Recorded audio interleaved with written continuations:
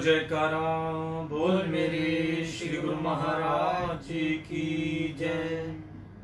गुरु ब्रह्मा गुरु विष्णु गुरु साक्षात परमेश्वरा गुरु परब्रह्म स्वामी गुरुदेव महेश्वरा। तुमेव माता च पिता त्वमेव त्वमेव बंधु च सखा त्वमेव त्वमेव विद्या च धर्मं त्वमेव त्वमेव मम देव देवो वंदो चरण सरोज गुरु बुध मंगलाकार। जय सेवक नर होत हैं भवसागर से पार। गुरु जी के सिमरण मात्र से नाशत विघ्न अनंत। तासे सर्वप्रम में धावत है सब संत। आप प्रकटे जगत में जीव का निस्तारने। शब्द नाव बनाए सुंदर जीव का को तारने। नम्रता और दीनता से भेंट सतगुरु लीजिए। मैं हूँ शरणागत तुम्हारो दास अपना कीजिए दास अपना कीजिए। बोलो जयकारा बोल मेरे श्री गुरु महाराज जी की जय। राम राम जय सच्चिदानंद सत श्री अकाल। आज हमारा अमृतवाणी सेवा ट्रस्ट की तरफ से जो हमारा दैनिक सत्संग कार्यक्रम होता है वो हम शुरू करते हैं। आज 22 जून 2020 22 जून 2020 सोमवार को सत्संग है। 2 महीने हो गए, मैं 2 महीने पूरे कल हो गए थे। तो है मालिक ने जो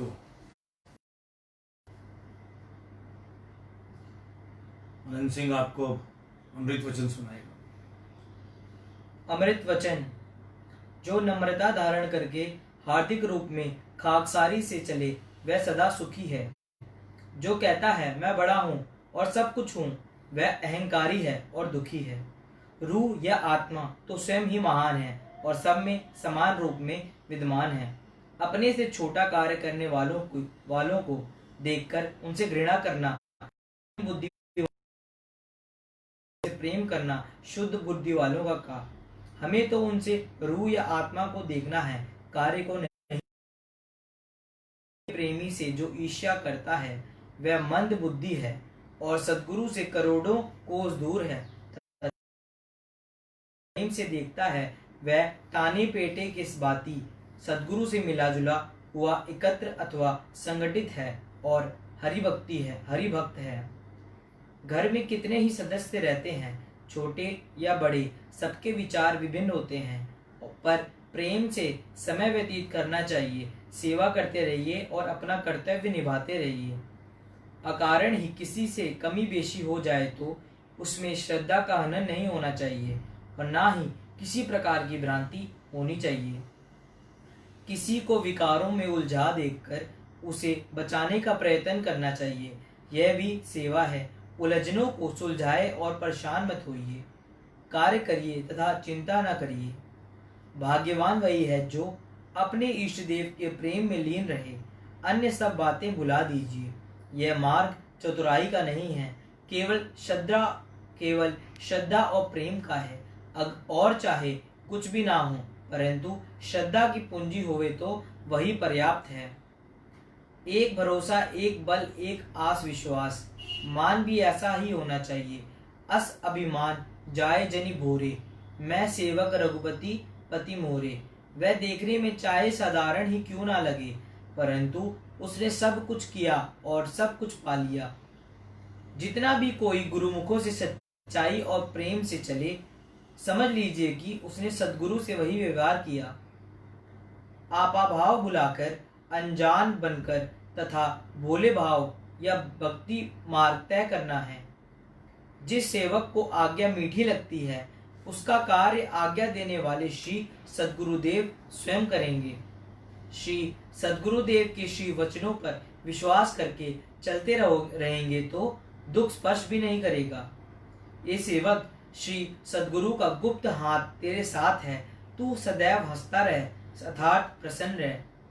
किसी समस्या को सुलझाते समय गंभीरता से विचार करना चाहिए, प्रेम हृदय से करना चाहिए। अगर देखा देखी करोगे तो सत्य छिप जाएगा और विपरीत परिणाम निकलेगा। सेवक का यही धर्म है कि श्री सद्गुरु के वचन चेतावनी हेतु चाहे कितने भी कठोर हों, मन के विपरीत हों, आवे तो भी सत्य करके मानने चाहिए। बोलो जयकारा बोल मेरे श्री गुरु महाराज जी की जय।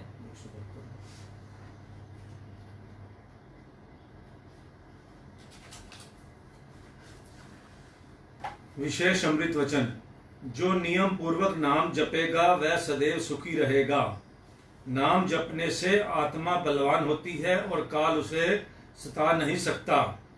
जब एक बार मन को नाम का मधुर रस आ गया तो अन्य रस फीके लगेंगे। एकांत में बैठकर सदा अपने मन की जांच करते रहो कि ये कहाँ कहाँ किन किन बंधनों में उलझना चाहता है। मलिन विचारों को ज्ञान की तलवार से काटते जाओ। धीरे धीरे कलुषित विचार उठने बंद हो जाएंगे और मन शांत हो जाएगा। संकट काल में भी ईश्वर भक्त के मुख पर प्रसन्नता की आभा छलकती है। जो कार्य सहस्त्रों लोग मिलकर सहस्त्रों वर्षों में भी नहीं कर सकते, वह मालिक चाहे तो एक पल भर में ही कर सकते हैं। तुम श्रद्धा सहित उनकी शरण ग्रहण करो तो कोई भी कार्य बोझ या भार मालूम नहीं होगा। नाम सिमरन से तुम में सम गुण प्रविष्ट होंगे और अवगुण विनष्ट होते जाएंगे। जीवन के लक्ष्य को तभी पाओगे जब गुरु शब्द का हमेशा सिमरन करोगे। नाम के अभ्यासी से बुराई हो ही नहीं सकती। सुखों के सागर ईश्वर का अंश यह मनुष्य मालिक में विश्वास न रखने के कारण दुखों के सागर में चकोले खा रहा है और आत्म अज्ञानवंश संसारी असत्य पदार्थों में सच्चे अविनाशी सुख की आस रखता है। लेकिन जब तक उसका मन प्रभु में चरणों में लीन नहीं होता तब तक वह उस परम आनंद अर्थात सच्चे सुख को प्राप्त नहीं कर सकता। यदि प्रभु की प्रसन्नता पाना चाहते हो तो तिनके को भी दुख ना दो। जो जो प्रभु प्रेम बढ़ता जाएगा त्यों तो संसारिक बंधन टूटते जाएंगे। नाम एक चुंबक है परंतु जंग लगे हुए हृदय उसकी ओर नहीं खींच सकते। गुरु सेवा से हृदय की मैल उतरेगी तो स्वयं में उसकी ओर खींच जाएगा। स्वार्थ को त्याग करोगे तो परमार्थ पाओगे, परंतु यह देखकर विस्मित हो जाओगे कि जिस पदार्थों का मन से परित्याग करोगे उसमें उससे 1000 गुना पदार्थ अपने आप तुम्हारे पीछे फिरेंगे। अगर तुम्हारा मन किसी से प्रेम है तो उससे सत्य पथ पर चलने के लिए बार बार अनुरोध करो। ममता की सीमाओं को त्यागोगे तो समता के देश में पहुंचोगे।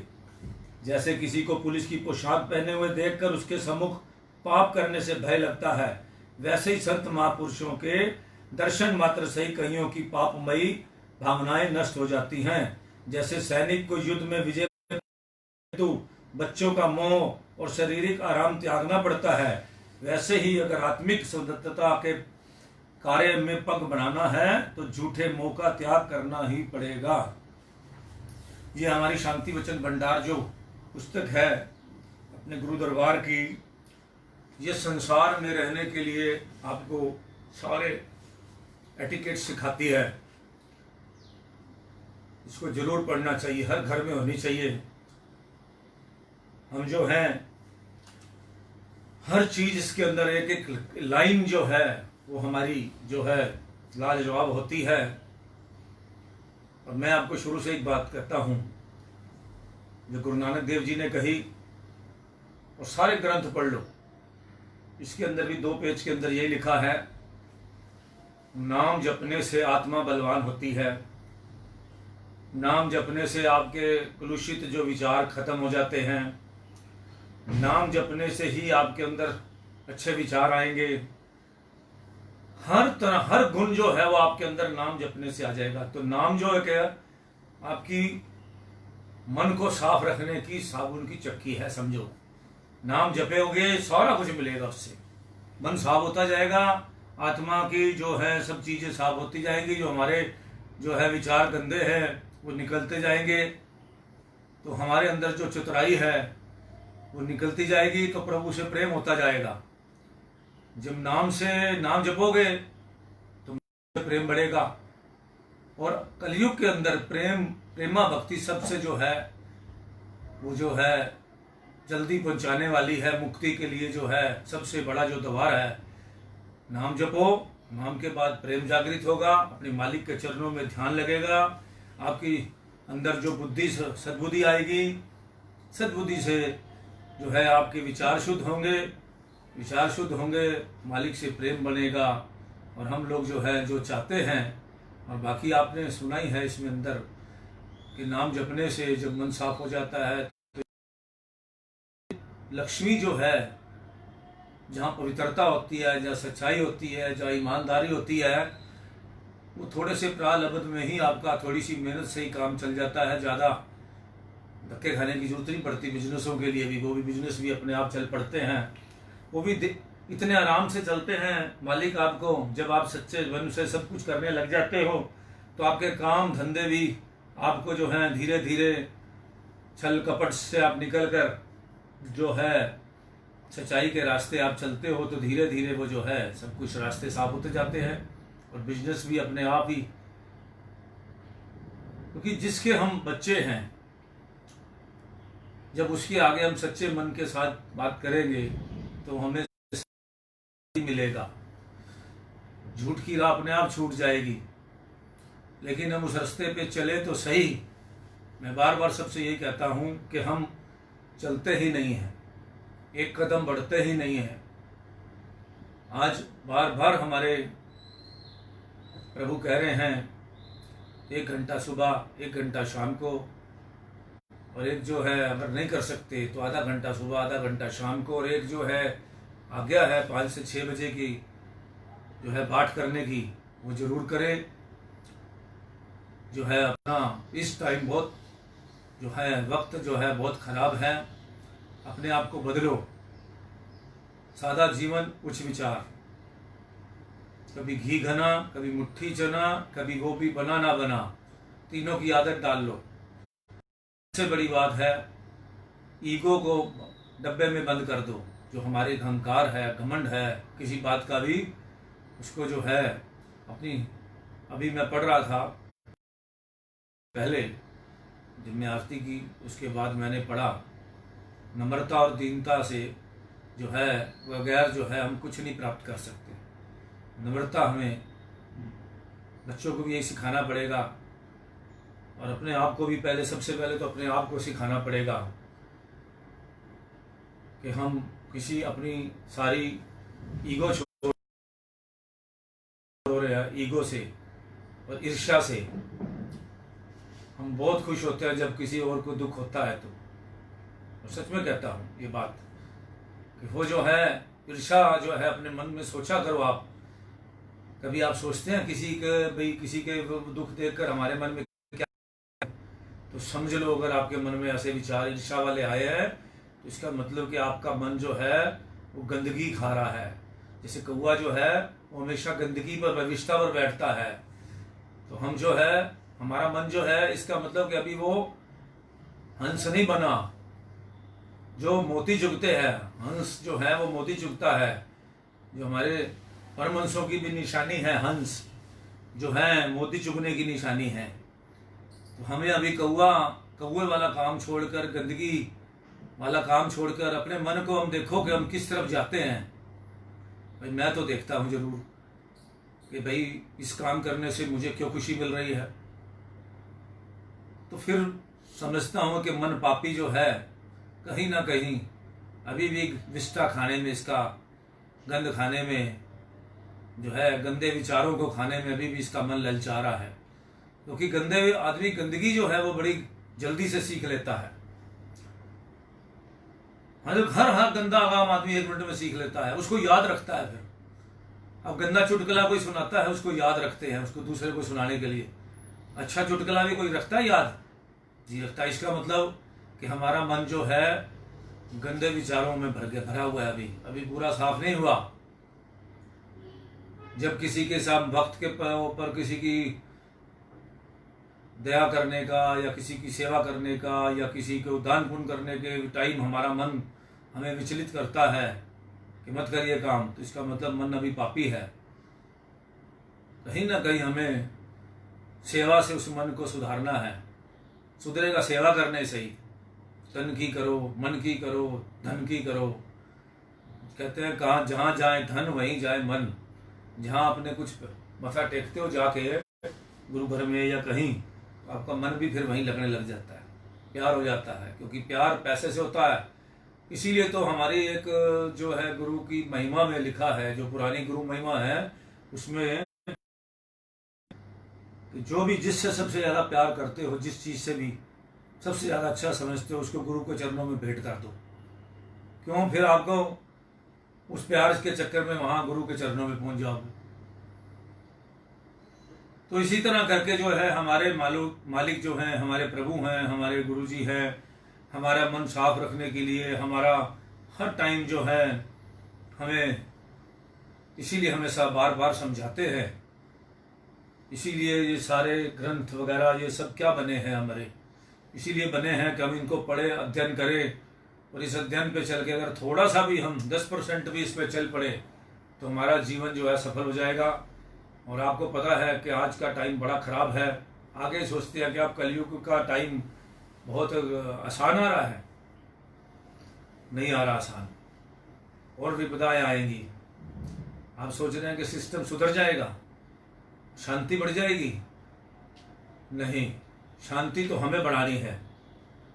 देश तो अशांत है, पूरा वर्ल्ड अशांत है इस टाइम। कुछ कंट्री हैं जो एक घर में तो एक अशांत होता है तो चार भी अशांत हो जाते हैं। इसी तरह जब इतनी कंट्रियां अशांत हैं तो जो शांति वाली कंट्रियों में भी अशांति है, कि सब यही कि हम इस टाइम कोई खुश थोड़ा है कहीं किसी बात से। आप बताओ, किसी बात से खुश है? नजर आती खुशी आपको?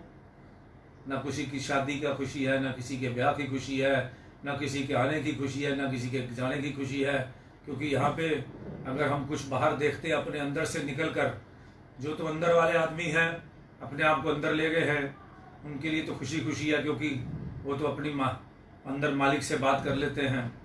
और जो संसार के अंदर भटकने वाले लोग हैं वो देखते हैं सारा दिन, आप क्या देख रहे हो टीवी पर, क्या देख रहे हो, मौत ही मौत, कोरोना ही कोरोना।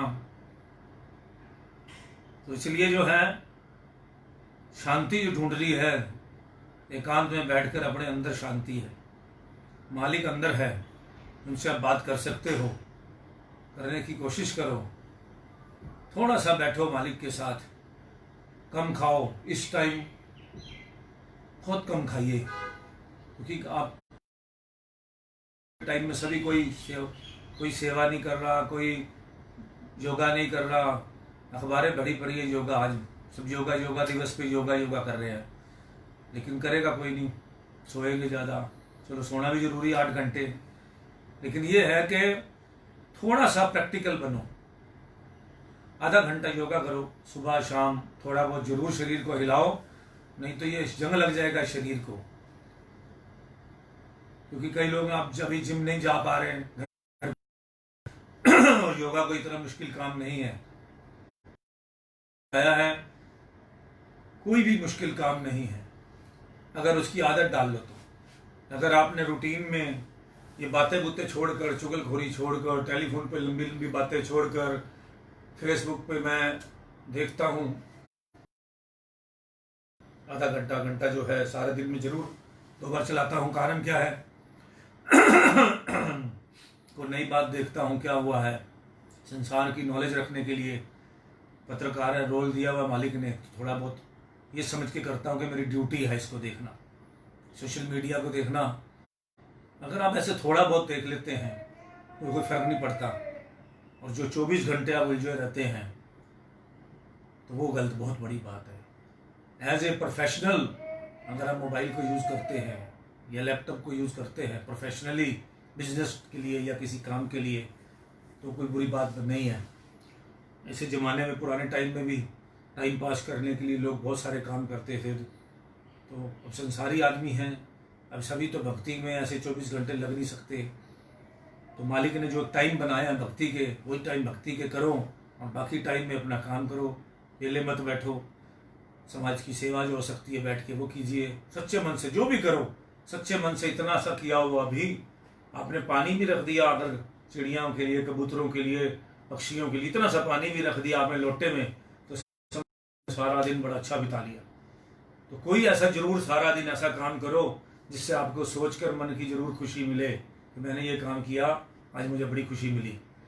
तो आज जो है अमन सिंह जो है वो आपको आज भगवान कृष्ण की, ये नहीं सुनानी है, भगवान कृष्ण की बाल लीला की कहानी सुनो, बड़ी अच्छी था। आनंद दृष्टांत संदेश 1 दृष्टांत 28। भगवान श्री कृष्ण की बाल लीला। एक बार नंद जी के घर में एक ब्राह्मण देवता आए। उनका प्रणाम आदि से आदर सत्कार करने के भोजन के लिए उनसे विनय की। इस पर पंडित जी ने कहा कि भोजन तो करना ही है। नंदरानी ने कच्चा सीधा आटा, घी, दूध, चावल, मीठा आदि सब सामान दे दिया। पंडित जी ने चौका, लीपा, बर्तन साफ किए और लगे भोजन बनाने। उन्होंने बड़े परिश्रम से भोजन तैयार किया। उस समय भगवान श्री कृष्ण जी की आयु लगभग 3 वर्ष की होगी। जब भोजन तैयार हो गया तो थाली में परोस कर आंखें बंद करके पंडित जी भगवान को भोग लगवाने के लिए दिल में प्रार्थना करने लगी। ए दीनदयाल, यह भोजन आपके लिए ही बनाया गया है, आप इसे स्वीकार करें। आपका दिया हुआ प्रसाद मुझे मिले, यही मेरे मन की एकमात्र अभिलाषा है। आप मेरी आशा को पूर्ण करें, मैं आपका प्रसाद पाकर कृतार्थ हो जाऊं। ब्राह्मण देवता नेत्र मूंदे प्रार्थना ही कर रहे थे कि इतने में बाल रूप भगवान श्री कृष्ण जी आ पहुंचे और उस ब्राह्मण की सच्ची श्रद्धा देख नन्हे नन्हे हाथों से खीर पूड़ी का बाल भोग लगाने लगे। जब पंडित जी ने आंखें खोली तो क्या देखते हैं कि बाल मोहन दोनों हाथों से खीर खाने में संलग्न है। यह देखते ही पंडित जी उच्च स्वर में शोर मचाने लगे। नंदरानी, ओ नंदरानी, तेरे इस चंचल बालक ने तो मेरा बना बनाया भोजन खराब और झूठा कर दिया है। पंडित जी की यह बात सुनकर यशोदा बोली, पंडित जी, अबोध बालक है, आप दुखी ना हो, यहाँ किसी चीज की कमी नहीं, आपकी कृपा से सब कुछ बहुत है। जितना भी चाहे आटा, घी, मक्खन, दूध, चावल आदि और ले लीजिए और कन्हैया की झूठी रोटी हमें दे दीजिए, हम खा लेंगे। आप अपने लिए और शुद्ध भोजन बनवा लें। ब्राह्मण ने दोबारा कच्चा सीधा लेकर चौका इत्यादि पुनः लीपा, कृष्ण के झूठे बर्तन साफ किए और तब लगे भोजन बनाने। लगभग 1 घंटे में पुनः भोजन तैयार हो गया तथा पंडित जी ने पूर्ववत थाल परोसकर भगवान के भोग निमित्त रखा। तत्पश्चात नेत्र मुंह भोग लगाने के लिए भगवान से विनय करने लगे। इतने में लीलाधारी श्याम सुंदर फिर आदम के और लगे खीर खाने। जैसे ही पंडित जी ने नेत्र खोले तो फिर भगवान बालकृष्ण को खीर खाते देखा और घबरा कर बोले, अरे यशोदा, यह तेरा बालक बड़ा नटखट है, फिर खाना झूठा कर गया, इसने सब गुड़ गोबर कर दिया। यह सुनकर माता यशोदा गुस्से में भर गई। आते ही एक तमाचा कृष्ण के कोमल मुख पर लगाती हुई बोली, अरे निगोड़े, तू बड़ा चंचल है, चल तुझे अंदर बंद करती हूँ। इतना कहते हुए बालक का बांह से पकड़कर कमरे में ले गई। बाहर से दरवाजा पर कुंडी चढ़ा दी। ब्राह्मण बेचारे को अब तीसरी बार फिर भोजन बनाना पड़ा। यशोदा जी ने सब सामान फिर से पंडित जी को दिया और दीनता से हाथ जोड़कर कहने लगी, महाराज, अब बहुत बालक है, आप बच्चे के उत्पात को ना देखें, फिर से भोजन बनाने का कष्ट कर लें। पंडित जी ने फिर से सब काम किया। चौका लीपा, परिमार्जित साफ किए, चूल्हा जलाया और भोजन तैयार किया। तीसरी बार जब थाल परोसने लगे तब इधर उधर फटे फटे नेत्रों से देखने लगे कि कहीं फिर से वह बालक मेरे भोजन को छू ना दे। इतने में यशोदा जी ने आकर पंडित जी को सांत्वना दी कि आप चिंता ना करें, मैंने उसे कमरे में बंद कर दिया है। पंडित जी उसकी बात से निश्चिंत हो गए। दैवयोग से माता यशोदा किसी काम के लिए उस कमरे में गई जहाँ कृष्ण को बंद किया था।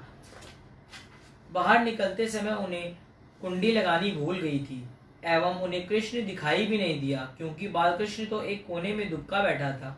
अब तीसरी बार थाल परोस कर पंडित जी नेत्र बंद कर पूर्वत श्रद्धा से भगवान की स्तुति करने लगे। प्रभु, आप तो कृपा निधान हैं। यह तीसरी बार मैंने भोजन बनाया है, आप कृपा करें, आपके भोग लगाने से ही मेरी मेहनत सफल हो सकती है। आ जाइए भगवान। पंडित जी आंखें बंद किए प्रार्थना कर ही रहे थे कि कृष्ण कन्हैया फिर आ पहुंचे और लगे तीसरी बार भोग लगाने। थोड़ी देर बाद पंडित जी ने जब आंखें खोली तो फिर श्याम सुंदर को खीर खाते देखा तो बहुत जोर से चिल्लाए, हाय, अनर्थ हो गया, यह चंचल बालक तो आज मुझे। अरे यशोदा, ले, अब भी पानी फेर गया। पंडित जी के दुख भरे वचनों को सुनकर यशोदा गुस्से से लाल पीली होने लगी और लाठी हाथ में लेकर दौड़ी हुई आई। बालक कृष्ण को लाल आंखें और लाठी दिखाकर बोली, अरे ओ नटखट कन्हैया, तू कितना उद्दंड हटी हुआ जा रहा है, जो तूने तीसरी बार भी पंडित जी को भोजन को छू लिया। जब माता यशोदा ने रोष में भर बालक मोहन से इस प्रकार कहा तो उस समय कृष्ण मुरारी रुआसी सूरत बनाकर तोतलीवाड़ी से ये मधुर शब्द बोलने लगे, मैया मोही जानी दोष लगावे, बार बार ये मोही बुलावे, हाथ जोड़ कहे प्रभु आइयो, खीर खांड का भोजन पाइयो, तब मैं रह ना सकूं उठताऊं, या को रांधा भोजन खाऊं। सुनत ही गुड़ मृद हरि के बेने, खुल गए विप्र रोए के नैने। हे मैया, अब आप ही पंडित जी से पूछ लीजिए कि वे स्वयं तो मुझे हाथ जोड़कर बुलाते हैं, तथा जब मैं नहीं आता तो करबद्ध हो मेरी मिन्नतें करने लगते हैं, श्रद्धा से मनाते हैं, बार बार खीर खाने का आग्रह करते हैं। आपके भय से मैं इनके पास जब नहीं आता तो फिर ये ब्राह्मण देवता पुनः मुझे भोग लगाने के लिए विवश करते हैं। इस पर जब मैं इनकी प्रार्थना स्वीकार कर खीर पूड़ी इत्यादि खाने लगता हूँ और ये प्रत्यक्ष में मुझे खाते देखते हैं, तब आपको बुलाते हैं और चिल्लाने लगते हैं। भगवान श्री कृष्ण जी के मुख से यह वचन सुनकर ब्राह्मण देवता की आंखें खुल गई और अब वे मन ही मन अपनी करनी पर अति लज्जित हुए। उन्हें पूर्ण रूप से विश्वास हो गया कि यह निश्चित रूप से बाल रूप में स्वयं ही साक्षात पर ब्रह्मा है। अब तो वह दिल में पश्चाताप कर भगवान श्री कृष्ण चंद्र जी से लगे क्षमा याचना करने लगे। उन्होंने नंदरानी से श्याम सुंदर को लेकर प्यार से अपने अंक में भर लिया और उन पर बलिहार जाने लगे। तत्पश्चात अपने हाथों से सब चीजों का भोग लगवाया। जब कृष्ण भगवान जी तृप्त हो गए तब शेष भोजन को ब्राह्मण ने प्रसाद समझकर खाया। ऐसा स्वादिष्ट भोजन पंडित जी ने अपने जीवन में पहले कभी न खाया था। इस प्रकार बाल रूप भगवान श्री कृष्ण चंद्र जी के दर्शन एवं कृपा प्रसाद पाकर पंडित जी भी कृत्य हो गए। बोलो जयकारा बोल मेरे श्री गुरु महाराज जी की जय। तो इसी तरह जो आपने ये कथा सुनी कृष्ण भगवान जी की, कि वो इसी तरह मालिक को बुलाते हैं, लेकिन किस रूप में वो आते हैं और हम समझते नहीं हैं। ऐसा बहुत लोगों के साथ होता भी है कि जब हम मालिक को बुलाते हैं और पहचान नहीं पाते, वो हमारे सामने हमारे काम करके वही लीलाएं होती हैं। भगवान हमारे गुरु महाराज जी की कई बार आपने लीलाएं देखी होंगी कि हम जब बुलाते हैं सच्चे मन से वो आते हैं, मगर जो है हम उनको पहचान नहीं पाते। बाद में समझ आती है कि ये काम ऐसे कैसे हो गया। हर आदमी के साथ कोई भी मेरे ख्याल ऐसा नहीं होगा जिसके साथ ऐसी, जो प्रभु का भक्त होगा उसके साथ ऐसी घटना ना घटी हो। सभी के साथ कुछ ना कुछ, जब वो सच्चे मन का आदमी होगा और उसको कभी भी मुसीबत में जब उसने याद किया होगा, ये नहीं हो सकता, इम्पॉसिबल कि वो याद किया और वो ना आया हो। मालिक तो हमेशा जो है घटघटवासी होते हैं, हर टाइम जो है वो साथ रहते हैं। अगर कोई देखे तो सही। अभी अनंत सिंह आपको एक कहानी सुनाएगा, फिर मैं आपको एक बात बताऊंगा। सदगुरु शीश की करे प्रतिपाल। दशम बादशाह श्री गुरु गोविंद सिंह जी के अनन्य भगत देवीदास जी राजा भीमचंद के वजीर थे। राजा भीमचंद मनमुख प्रकृति का व्यक्ति था, इसलिए वह प्राय गुरु साहिब जी की शान के विरुद्ध अपशब्द बोला करता था। भगत देवीदास जी उसे ऐसा बोलने के लिए मना करते और उसके सम्मुख सदैव गुरु साहिब जी की महिमा का वर्णन किया करते। राजा को यह बात बिल्कुल पसंद न आती। एक दिन क्रोधित होकर उसने ये आदेश दिया कि देवीदास को जंगल में ले जाओ और सलाखें गर्म करके जल्लादों से इसकी आंखें निकलवा दो। आदेश का पालन हुआ और जल्लादों ने सलाखें गर्म करके भगत देवीदास जी की आंखों में लगा दी। भगत देवीदास जी की आंखों में तो सदगुरु के चरणों का ध्यान बसा हुआ था। परिणाम ये हुआ कि वे सलाखें जाकर गुरु साहिब जी की श्री चरणों में जा लगी, जिनके ध्यान में भगत देवीदास जी रत थे। ध्यान टूटने पर भगत देवीदास जी ने अपने आप को चल पाया और उधर सेवकों ने गुरु साहिब जी के चरणों में पट्टी बंदी देखी।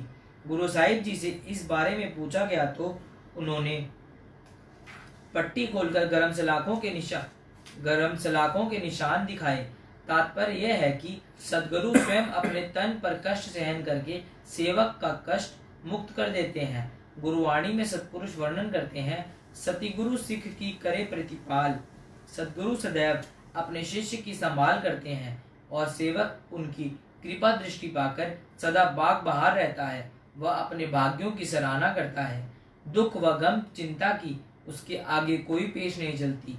वह सदा ही सद्गुरु के ध्यान सुमिरन में मस्त रहता है, यहाँ तक कि काल भी उसका बाल बांका नहीं कर सकता। सद्गुरु के संकेत पर सब रिद्धियां सिद्धियां दासी बनकर उसकी सेवा में तत्पर रहती हैं। वह उसकी हर समय संभाल करती हैं और सेवक अपना जीवन आनंद से सराबोर करता हुआ मालिक के धाम की ओर प्रस्थान करता है। बोलो जयकारा बोल मेरे श्री गुरु महाराज जी की जय। तो यो देखा कि कैसे इस कहानी में कि कैसे गुरु महाराज जी अपने ऊपर अपने भक्तों का कष्ट ले लेते हैं और जो है अपने भक्तों को बचा लेते हैं। तो नाम जपने में इतनी बड़ी शक्ति है। तो आज मैं आपसे यही एक रिक्वेस्ट करता हूँ जो है सभी से कि नाम जपो। और कलयुग में सिर्फ जो गुरु नानक देव जी लिख गए, कलयुग केवल नाम धारा सिमर न उतरे पारा। एक प्रवचन सुनाऊंगा अपने परमहंस जी का। सच्चा शिष्य वही है जो खुद ही को मार दे। साधारणतः मनुष्य किसी न किसी को अपना शिक्षक अथवा गुरु किसी न किसी रूप में मानता है। वास्तव में मुरीद नाम मुर्दे का है। जिस प्रकार मृतक प्राणी का शव कुछ भी नहीं कहता, चाहे उसे जल में बहाओ अथवा चिता में जलाओ, यह तो जीवित मनुष्य के हाथ में होता है। उसी प्रकार जीते जी मनुष्य को गुरु के सन्मुख बनना चाहिए। गुरु जो कुछ कहे उसके वचनानुसार चले, किसी भी बात में अपनी बुद्धि की चतुराई ना दिखाए, उसकी मौज में सदा प्रसन्न रहे। जब मन और मुर्शीद दोनों सन्मुख खड़े हो, उस समय मन को छोड़कर मुर्शीद की आज्ञा माने। जब यह अवस्था आ जाए तो वास्तविक अर्थों में मुरीद है। जब तक यह अवस्था ना आए तब तक मुरीद नहीं कहला सकता। ऐसी अवस्था पूर्ण सद्गुरु की संगति तथा उनकी चरण शरण ग्रहण कर सर्वस्व उनके चरणों में समर्पित करने से आती है। अर्थात भक्ति और अहंकार दोनों एक स्थान पर नहीं ठहर सकते। इन दोनों का आपस में वैर है। जिस हृदय में भक्ति का निवास है वहाँ अहंकार का कोई काम नहीं। जिस हृदय में अहंकार ने निवास किया है वहाँ से भक्ति दूर हो गई। जिसके दिल में अहंकार समाया हुआ हो वह ये भी समझे कि मैं भक्ति कर सकता हूँ, यह उसकी नितांत भूल है। भक्ति करने के लिए अथवा मुरीद बनने के लिए मान बढ़ाई कीर्ति अहंकार आदि सब से दूर रहना पड़ता है। यह मन ही ऐसा है कि तनिक सा गुण प्रवेश करने पर इसमें अहंकार आ जाता है। परंतु तक भयानक है। जैसे किसी भरे हुए बर्तन के दूध में तनिक सी खटाई डाल देने पर अथवा अमृत के बर्तन में थोड़ा सा विष डाल देने पर परिस्थितियां सरता बदल जाती हैं। ऐसे ही अहंकार के आने से भक्ति का रूप बिल्कुल बदल जाता है। अहंकार भक्ति की कमाई को बिल्कुल नष्ट कर देता है। संत चरणदास जी फरमाते हैं, नम्रता से ही मुक्ति मिलती है। अर्थात मुरीद बनने के लिए नम्रता का गुण आवश्यक है। अभिमान तो पतन की ओर ले जाने वाला है। अतः जब तक अहंकार की भावना विद्यमान है तब तक मुरीद नहीं कहला सकता।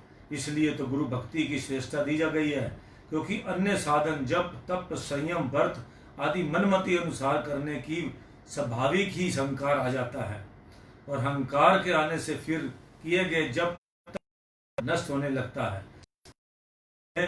मन का साधना है, मन को साधना है और मनमति का त्याग करना है। किसी भी कार्य में अपने मन के ख्याल पैदा ना करें कि ऐसा क्यों हो रहा है। फिर सब प्रकार से अपने शिष्य का मुरीद कहला सकता है। यह तभी हो सकता है जब समय के सत महापुरुषों की संगति प्राप्त हो। श्री दादू दयाल साहब जी फरमाते हैं, जब तक खुदी है तब तक परमात्मा का स्वरूप भिन्न रूप नजर आता है। जब अहंकार मिट गया तो आत्मा और परमात्मा एक ही स्वरूप दिखाई देने लगे। अहंकार एक भारी शत्रु है। जो भी इसका त्याग कर दे, विषय वासना से रहित हो, गुरु की सेवा तन मन धन से करे, गुरु के वचनों पर पूर्ण श्रद्धा और विश्वास रखे, वही सच्चा मुरीद यानी वही सच्चे शिष्य है। बोलो जयकारा बोल मेरे श्री गुरु महाराज की। आप देख रहे हैं कि अहंकार जो है, जो घमंड किस तरह से हमारे अंदर घुसा और और जब आप निकाल के अहंकार को बाहर रख देते हैं तो आपका मन कितना नम्र हो जाता है। मैं तो प्रैक्टिकली यही देखता हूँ कि कभी कभी आपने देखा कि जब सत्संग के अंदर जो है भगवान, जो हनुमान जी भी कभी रामायण सुनने आते हैं तो कहाँ बैठते हैं? सबसे लास्ट में चुप करके ऐसी जगह और ऐसा रूप बना के आते हैं, चुप करके सत्संग सुनते हैं। तो जब भी सत्संग सुनना हो या कुछ करना हो, भगवान का नाम जपना हो, अहंकार को एक तरफ रख दो। ये घमंड जो है, जितना इसको अपने पास से दूर रखोगे आपके सारे काम अच्छे होते जाएंगे। और जहां अपनी मैं करोगे, मैं ये हूं, मैं ये कर सकता हूं, मैं वो कर सकता हूं, हम भी करते थे। जब हमें समझ आई तो छोड़ दिया। हमारा ये जानकार है, हमारा वो जानकार है, हमारा ये है, कुछ नहीं है दुनिया में, सिर्फ प्रभु का नाम है। सिमरन किए जाओगे अपने आप, आपको किसी की जरूरत ही नहीं, किसी अप्रोच की जरूरत नहीं है। जब काम सीधे करोगे, अप्रोच किसकी चाहिए आपको? कि जान पहचान किस लिए चाहिए? सब काम अपने आप प्रभु अपने आप करे जाएंगे।